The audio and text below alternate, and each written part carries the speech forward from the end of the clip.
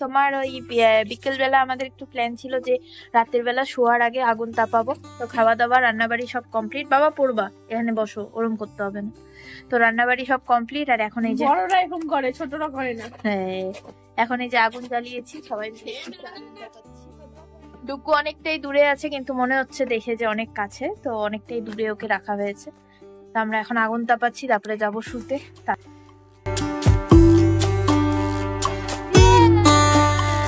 কটা বাজে রে? 11:30। হ্যাঁ 11:30 মতো বাজে। তো আমি আছি এখন হচ্ছে বুনুর ঘরে।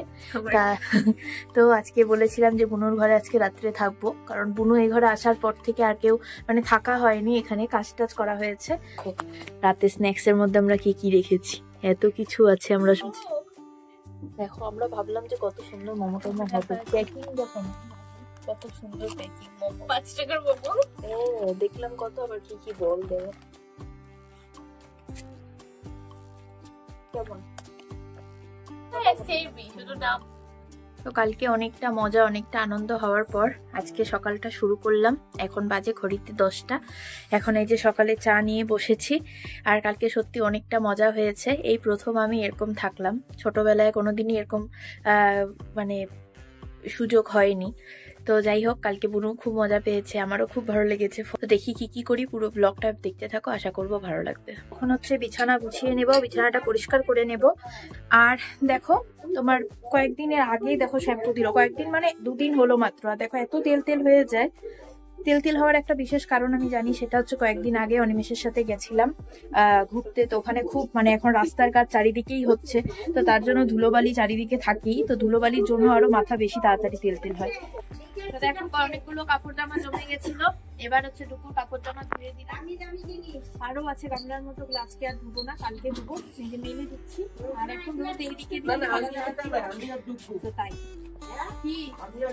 বেশিরভাগই হচ্ছে তোমার রবিবারে, বিশেষ করে হচ্ছে মানে ভাতটা স্কিপ করি, ভাতটা খেতে চাই না। প্রতিটা দিনই হচ্ছে এরকম সকালে উঠেই আগে ভাতটা একটা তরকারি রান্না করে খেতে হয়, কারণ অনেকে যেহেতু অফিসে যায়, আমিও একটু ভারী কিছু খেয়ে নিই ভাত।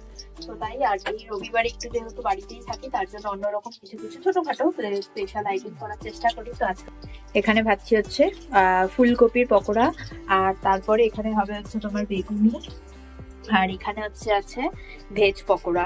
টিফিন এখানে আছে বাঁধাকপির ফুলকপির পকোড়া, এখানে আছে বেগুনি, আর ওখানে আছে ভেজ পকোড়া, আর এখানে আছে চা। তো এই ছুটির দিনে না কি বলতো, ভাত টাত খেতে ইচ্ছা করে না। প্রতিদিন তো ভাত খেয়ে আমাদের সকালটা শুরু হয়। একদম ভালো লাগলো, খুব সুন্দর একদম। এগুলোকে আগে ভাপিয়ে নিয়েছি। আজকে বাড়িতে বানানো হচ্ছে গাজরের মিষ্টি, তার জন্য যেহেতু রবিবার একটু অন্য অন্য ধরনের খাবার ভালো লাগে খেতে। তো সকালে তো খাওয়া হলো দেখলেই। আর এখন হচ্ছে এই যে অনেকগুলো গাজর কেটে নিচ্ছে বুনু, এই যে গাজর ছুলে নিচ্ছে। আর হচ্ছে তোমার মা এখন গাজরের মিষ্টি বানাবে। তো চলো বিকেল বেলা দেখাবো গাজরের মিষ্টি কেমন হয়েছে। তো আজকে আমাদের বাড়িতেও গাজরের মিষ্টি বানানো হবে, বিকেল বেলা সবাই মিলে চলে এসো, তাই না? পাটিসাপটা বানাবে, মিষ্টি বানাবে, বেগুন পোড়া বানাবে। না বেগুন পোড়া না, পাটিসাপটার মধ্যে বেগুন পোড়া আবার কেমন ভাত। না না সেটা সত্যি, গাজরের মিষ্টি বানানো হবে, তার জন্য গাজর ছোলা।